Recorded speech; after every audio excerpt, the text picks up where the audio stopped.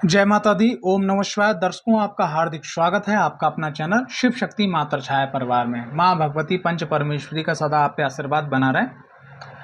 दर्शकों, आज का जो विषय है, अष्टम भाव के स्वामी कुंडली के अंदर कहाँ बैठे हैं और किस प्रकार का प्रभाव देंगे। कुंडली के अंदर अगर अष्टम भाव के स्वामी अगर लगन में बैठे हुए हैं तो ऐसे में सिर दर्द, मानसिक तनाव, डिप्रेशन, सोच में चले जाना, खान पान में कमजोरी, स्वास्थ्य में वृद्धि ना होना, ये दिक्कतें परेशानी रहेंगी। अगर अष्टम भाव के मालिक, यहाँ की बात चल रही है, अगर अष्टम भाव के मालिक, ठीक है, द्वितीय भाव में पहुंच जाएं तो ऐसे में धन से संबंधित दिक्कत, कुटुंब में दिक्कत, मुंह में कैंसर या कोई गले का रोग होने की दिक्कत हो सकती है। साथ ही साथ दाम्पत्य जीवन में, पारिवारिक जीवन में कलह बनी रहती है और मुद्दा निकल के आता है धन और आपकी बेकार वाणी। अष्टम भाव के स्वामी अगर जाके बैठ जाएं पराक्रम भाव में तो ये अपने आप में अच्छा योग है कि आप अपने गूढ़ रहस्यों की मदद से मेहनत करके अपने भाग्य को चमका लेते हैं। लेकिन यहाँ पर अगर अष्टम भाव के स्वामी पराक्रम भाव में बैठे हैं तो ऐसे में आपको अपनी कुंडली का अध्ययन करवाने के बाद अपना मार्गदर्शन लेना अति आवश्यक होता है। अष्टम भाव के स्वामी अगर आके बैठ गए सुख भाव में तो आपके जीवन में जैसे वाहन है, भूमि है, भवन है, माँ का सुख है या किसी भी प्रकार का सुख है, उसमें कमताई आती है। जैसे मान लिया आप 10 लाख रुपए की कार खरीदने जा रहे हैं, स्थिति ऐसी बनेगी कि आप 8 लाख, 7 लाख, 6 लाख रुपए की खरीद के लेके आएंगे, यानी जो भी सुख आपको मिलने वाला है उसमें कमी आ जाती है। अष्टम भाव का स्वामी अगर पंचम भाव में बैठ जाए तो ये अपने आप में अच्छा है। थोड़ा सा पढ़ाई को तो यहाँ डिस्टर्ब करता है, लेकिन विद्या को डिस्टर्ब करता है, सिस्टम को डिस्टर्ब करता है, लेकिन यह भी एक प्रकार से गूढ़ रहस्यों का स्थान है और ये भी ज्ञान का स्थान है। तो अगर यहाँ पर ये स्थान बैठ गया और कहीं पंचम भाव के स्वामी अच्छी इस पोजीशन में बैठे हुए हैं तो ऐसा व्यक्ति जिस भी क्षेत्र में, जो भी उसकी कुंडली बोल रही है, जो उसके कर्म बोल रहे हैं, जिस भी क्षेत्र में अगर काम करता है, अगर मन लगा के काम करता है, शुरुआत में मन ना लगना, विचलित होना ये जरूर रहेगा, लेकिन अगर इसको भी संभाल लेता है तो वो जीवन के अंदर बहुत अच्छी ऊंचाइयों को हासिल करता है अपने गूढ़ रहस्यों और ज्ञान के फार्मूलों के बेसिस पे। अष्टम भाव का स्वामी छठे भाव में बैठ जाए तो एक प्रकार से क्या है, ये आपके रोग, ऋण, शत्रुओं को भी में भी कमी लाता है, आपकी बुद्धि को तीव्र कर देता है। आप बेकार से बेकार परिस्थिति में भी, विपरीत परिस्थिति में भी उसका सामना करके आप निकल जाते हैं। अष्टम भाव का स्वामी अगर मान लिया सप्तम भाव में बैठ गया तो दाम्पत्य जीवन को लेके थोड़ा कलह बना रहता है। और इसमें खास करके क्या है कि जिसका लगन है, इसकी कुंडली के अंदर मान लिया अष्टम भाव का स्वामी सप्तम भाव बैठ गया तो उसके ससुराल पक्ष के जो लोग होते हैं तो वहाँ से अक्सर आए दिनों जो है दिक्कत खड़ी रहती है। अष्टम भाव का स्वामी अष्टम में बैठ जाए तो ऐसे में क्या है कि अगर आपका खान पान सही है, आप किसी गुरु के मार्गदर्शन में चल रहे हैं, आप आध्यात्मिक होते हैं, लेकिन मानना आपकी आयु बहुत लंबी होती है, काफ़ी अच्छी आयु होती है,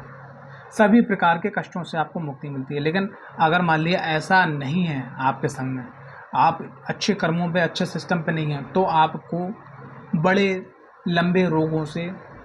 भी जूझना पड़ सकता है। अष्टम भाव का स्वामी अगर भाग्य में बैठ जाए तो भाग्य से भी आप जानते हो सब कुछ मिलता है, भाग्य में कमी ला जाते हैं। अगर अष्टम भाव का स्वामी अगर दसम भाव में बैठ जाए तो ऐसे में क्या है कि आप अपने टैलेंट से, आप अपने ज्ञान से, अगर आपकी कुंडली के अंदर शनि की, गुरु की और सूर्य की पोजीशन अच्छी है तो यकीन मानना आप अपने ज्ञान से भले पीछे रहें, लेकिन जब आपको मौका मिलता है या जब आप अपना मौका हासिल कर लेते हैं तो आप, जो लोगों प्रमोशन की बात करी जाए, काम की बात करी जाए, जो उनने 2 महीने में, 3 महीने में, 4 महीने में किया है, ठीक है, वो काम आप 15 दिन में, महीने के अंदर अंतराल में भी आप निपटाने की संभावनाएं पूरी रखते हैं। अष्टम भाव का स्वामी अगर लाभ भाव में बैठ जाए सर्वोत्तम है, आपको विपरीत से विपरीत स्थिति में भी धन लाभ की स्थिति बनी रहेगी, सभी प्रकार की आपकी मनोकामना पूरी होंगी। अष्टम भाव का एक बार अष्टम भाव का स्वामी अगर लाभ भाव में बैठ गया तो अक्सर मैंने ये देखा है कि परिवार में ऐसे लोगों को, खासकर मैंने इंश्योरेंस का पैसा मिलते हुए देखा है कि पिताजी, माताजी दादी बाबा या कोई परिवार का एक्सपायर हुआ और वो जिस जातक की कुंडली के अंदर अष्टम भाव के स्वामी लाभ भाव में बैठे हैं तो उसको इंश्योरेंस का पैसा मिला। या अष्टम भाव का जो नक्षत्र है उस नक्षत्र में अगर मान लिया वो द्वादश मतलब 11वें भाव का जो नक्षत्र है उस नक्षत्र में भी अगर अष्टम भाव के स्वामी मिले हैं तब भी मैंने ऐसा देखा गया है। और कुंडली के अंदर अगर मान लिया महादशा के अंदर अंतरदशा, अष्टम भाव की अंतरदशा के अंदर प्रत्यंतरदशा, लाभ भाव की प्रत्यंतरदशा के अंदर मान लिया सूक्ष्म दशा, सबसे लास्ट जो दशा आती है सूक्ष्म दशा, प्राण दशा लास्ट में, तो अगर द्वितीय भाव की आती है तो ऐसे में क्या व्यक्ति को पैसा मिलता हुआ देखेगा इंश्योरेंस का। अष्टम भाव का स्वामी अगर द्वादश भाव में बैठ जाए तो ये अपने आप में सर्वोत्तम है कि वो अष्टम भाव को भी और द्वादश भाव के बेकार के फलों को में कमी ला देता है, वो आपके लिए अच्छा रहेगा। बात करें उपाय की, अगर अष्टम भाव का स्वामी अगर लगन के अंदर बैठा है तो ऐसे में भगवान शिव का मृत्युंजय मंत्र आपको जाप करना चाहिए। अष्टम भाव का स्वामी अगर द्वितीय भाव में बैठा हुआ है तो ऐसे व्यक्ति को जो है शिवलिंग पे दूध और काले तिल मिश्रित करके चढ़ाना चाहिए, ओम रुद्राय नमः बोलते हुए। अष्टम भाव का स्वामी अगर पराक्रम भाव में बैठा है तो क्या करना चाहिए, ऐसे में व्यक्ति को कुमार कार्तिकेय की आराधना करना चाहिए, ओम सुब्रमण्यम कार्तिकेय स्वामी नमः इस मंत्र का नित्य जाप करना चाहिए कम से कम 108 बार। अष्टम भाव के स्वामी अगर मान लिया बैठ गए हैं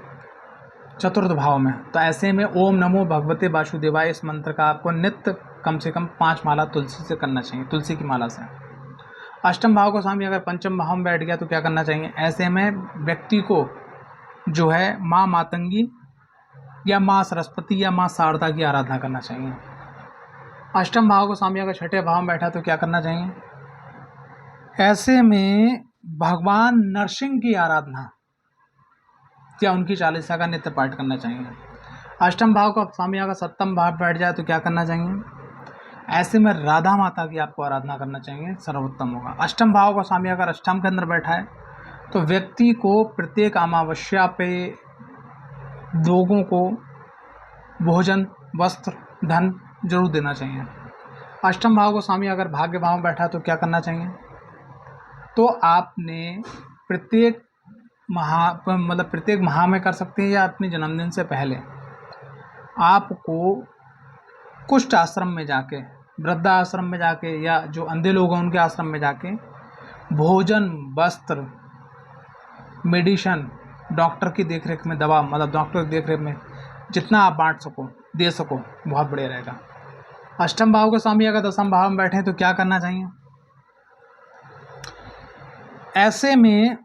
जिस ऑफिस में जिस डिपार्टमेंट में आप हो जो भी काम कर रहे हो आपके जो कुछ खास लोग मिलने जुलने वाले उनको छुट्टी में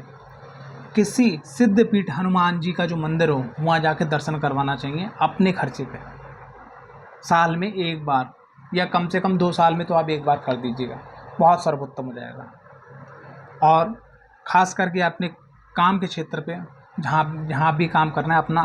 खान पान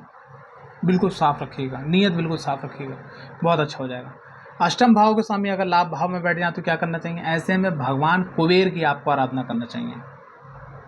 अष्टम भाव के स्वामी अगर द्वादश भाव में बैठे हैं तो क्या करना चाहिए, यहाँ आपको क्या करना चाहिए, यहाँ आपको एक विशेष काम करना चाहिए, वो ये है जब भी आपको मौका मिले